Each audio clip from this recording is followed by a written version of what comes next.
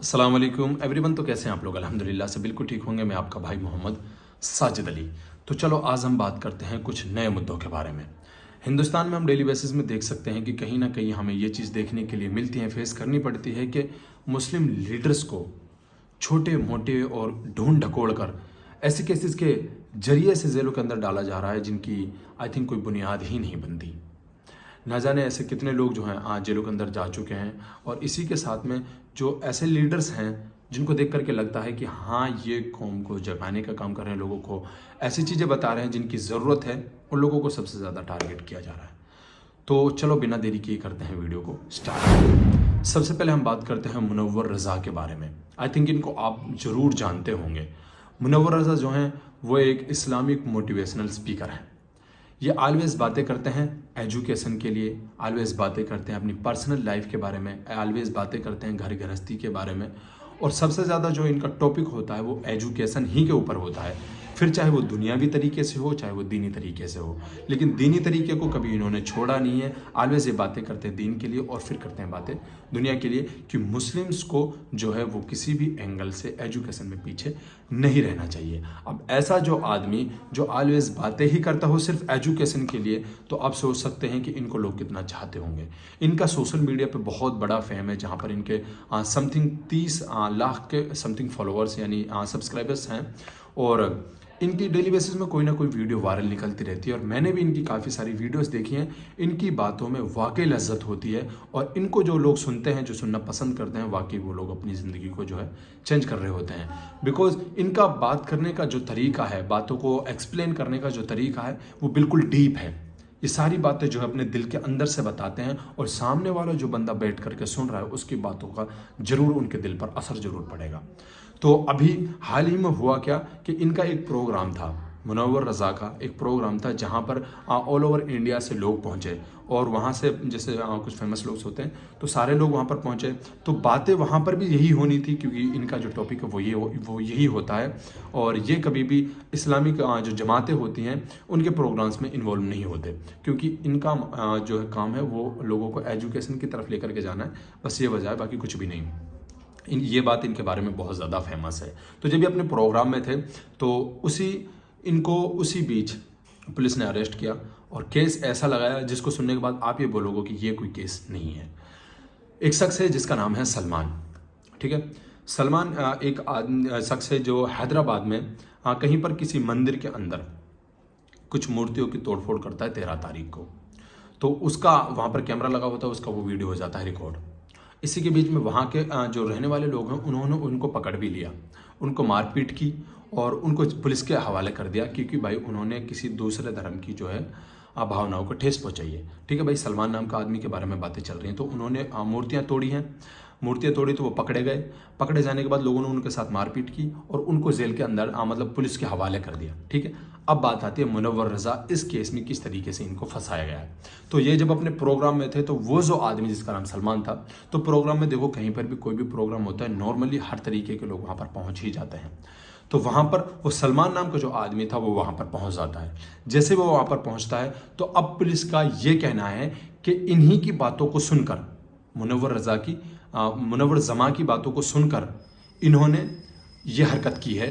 मुनव्वर जमा जो है वो लोगों को भड़काने का काम कर रहे हैं, और लोगों को दूसरे समुदाय के खिलाफ ऐसी हरकतें करने की बातें कर रहे हैं, और इन्हीं की बातों से मुतासिर होकर के इन्होंने जो है इन मूर्तियों को तोड़ा है।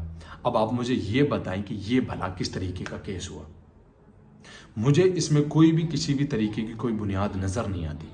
बिकॉज कोई भी प्रोग्राम होगा तो हर तरीके के लोग उसमें जा सकते हैं, चाहे चोर हो चाहे डाकू हो, किसी को रोका नहीं जाता है। किसी को स्पेशली इनवाइट किया जाता है तो सिर्फ चीफ गेस्ट को इनवाइट किया जाता है, और हर प्रोग्राम में लोग चाहते हैं कि ज़्यादा से ज़्यादा जो है लोग आएँ, ताकि ज़्यादा से ज़्यादा लोगों तक की बात पहुँचाई जा सके। अब जब वो आदमी प्रोग्राम के अंदर पहुंचा तो ये केस लगा करके उनको जेल के अंदर डाला गया। तो चलो अब हम बात करते हैं सलमान HYC के बारे में।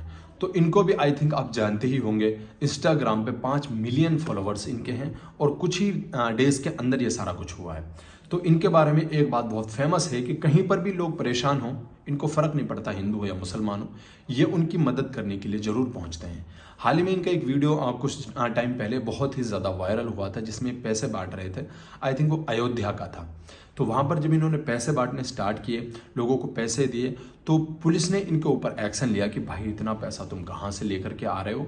पुलिस की इनके ऊपर निगाह गई तो इन्होंने बताया कि ये हैदराबाद के किसी एनजीओ में काम करते हैं और वहाँ पर लोग जो खुद फंडिंग करते हैं, और हम इनकी वीडियोस के नॉर्मल से देख भी सकते हैं कि ये लोगों से ही पैसा उगाते हैं और लोगों के ही पास उसकी मदद पहुँचा देते हैं। तो आई थिंक इससे कोई प्रॉब्लम होने वाली कोई बात है ही नहीं, तो पुलिस ने इनको छोड़ दिया। ठीक है, अभी मामला हुआ बहराइच के अंदर। बहराइच में हुआ क्या, बहराइच में मुसलमानों के ऊपर बहुत ही ज़्यादा जो है वहाँ पर हालात ख़राब हैं। तो शुरुआत होती है, कोई एक लड़का है जो हिंदू समाज से ताल्लुक़ रखता है, किसी मुसलमान की छत पर चढ़ता है। इसके बारे में आपने पहले भी मेरा वीडियो देख लिया होगा। और वहाँ से एक झंडा उतारता है जिसका कलर हरा होता है, या बोल सकते हैं कुछ लोग उसको इस्लामिक जो झंडा भी मानते हैं, लेकिन वो है नहीं। ठीक है, तो उसने जब वो झंडा तोड़ा तो इसी बीच किसी ने फायरिंग की और उस लड़के की मौत हो जाती है। अब उस लड़के की जब मौत हुई तो किसी को ये पता नहीं है कि भाई गोली चलाई किसने है। हिंदू समाज के लोगों का ये कहना है कि मुस्लिम समाज के लोगों ने जो गोली चलाई है। तो इसी बीच 2 लोगों को गिरफ्तार भी कर लिया गया, उनके पाँव में गोली मारकर पुलिस ने उनका इनकाउंटर भी किया। तो इसी सारा के चलते हुए वहाँ पर दंगे का माहौल हो गया, और दंगे का माहौल हो गया तो लोग बहुत ही ज़्यादा परेशान हो गए। मुस्लिम जो लोग हैं उनके घरों को जलाया गया, उनकी दुकानों को जलाया गया। ये सारा मामला जब पेश हुआ तो वहाँ पर देखा जा सकता है, और हम डेली बेसिस में देख रहे हैं, वीडियोज़ हमारे सामने आती हैं कि वहाँ के लोगों की हालत जो है कितनी ज़्यादा ख़राब है। बिकॉज इंडिया के अंदर इतने ज़्यादा मिडिल क्लास लोग हैं कि अगर उनको इस तरीके का फाइनेंशियली एक भी झटका लगे तो उनको रिकवर होने में बहुत ज़्यादा लंबा टाइम लग जाता है। तो इसी सब में सलमान एचवाईसी जो है हर जगह मदद करने के लिए पहुंचे। तो उन्होंने ऐलान किया कि भाई हम बहराइच जाएंगे और वहाँ पर जाकर के वहाँ के लोगों की मदद करेंगे। तो जैसे वो बहराइच पहुँचे तो वहाँ पर जाने के बाद में वहाँ की पुलिस ने उनको अरेस्ट कर लिया, यूपी पुलिस ने उनको अरेस्ट कर लिया। अब इसका मामला क्या है, क्यों अरेस्ट किया, इस सब के बारे में कुछ नहीं पता। और हालांकि ये एक इमेज है जो सलमान भाई के जो ऑफिशियल पेज हैं उनसे निकल करके आई है कि इनको अरेस्ट कर लिया गया है। तो अब कहीं ना कहीं हम देख सकते हैं कि बेबुनियादी केसेस लगाकर छोटी मोटी बातों के ऊपर मुसलमानों को टारगेट करके ज़बरदस्ती जेलों के अंदर डाला जा रहा है। दूसरी तरफ नरसिंहानंद, इसके बारे में आपने सुना होगा, ऑलवेज मुसलमानों के बारे में गलत बोलता है, गंदे अल्फाज यूज़ करता है और ऐसी ऐसी बातें कहता है जो मुसलमान के बर्दाश्त से बाहर होती हैं, फिर भी इनके ऊपर कोई एक्शन नहीं लिया जाता। दूसरी तरफ हम देख सकते हैं नितेश राणे, इनको आप जानते होंगे, ये इतने भड़काऊ बयान करने वाला शख्स है, इसके पास दूसरा कोई काम ही नहीं है, इसको कुछ दूसरा आता भी नहीं है। ये सिर्फ और सिर्फ मुसलमानों को खिलाफ बोलने का काम करता है, इसके अलावा कुछ नहीं। हिंदू समाज को भड़काने की बात करता है, इसके अलावा कुछ नहीं। लेकिन इनके खिलाफ बहुत सारी FIR भी हुई हैं, इनके खिलाफ कोई एक्शन पुलिस ने कभी नहीं लिया। अब जब इन सारी चीज़ों को देखा जाए तो कहा जा सकता है कि कहीं ना कहीं मुसलमान लीडर्स को, या फिर बोले कि मुस्लिम्स को ही टारगेट किया जा रहा है। क्योंकि अगर दोनों लोगों को सज़ा मिलती तो हम बोल सकते थे कि भाई इंसाफ का माहौल चल रहा है। अब इस सब के बारे में आई थिंक आपको सारी चीज़ें पता चल गई होंगी। बाकी मैं आप सब दोस्तों से अपील करता हूं कि वीडियो को शेयर करें ताकि हर मुसलमान को ये खबर मिले और उनको पता चले कि हिंदुस्तान के अंदर आखिरकार हो क्या रहा है। ठीक है, बाकी और भी कोई जो नए अपडेट्स रहेंगे हम आपको देते रहेंगे। हमारे चैनल के साथ में जुड़े रहें, मिलते रहेंगे नए वीडियोस के साथ। सलमान एचवाईसी और हमारे मुनव्वर भाई के लिए एंड ऑल मुस्लिम लीडर्स के लिए दुआ करें। ठीक है, और बिल्कुल भी इस बात को इग्नोर ना करें, फुल्ली सपोर्ट रखें हर तरीके से, और दुआ में ज़रूर शामिल करें, ज़रूर मेंशन करें। ठीक है, बाकी मिलते रहेंगे इंशाल्लाह। जज़ाकल्लाहु खैर।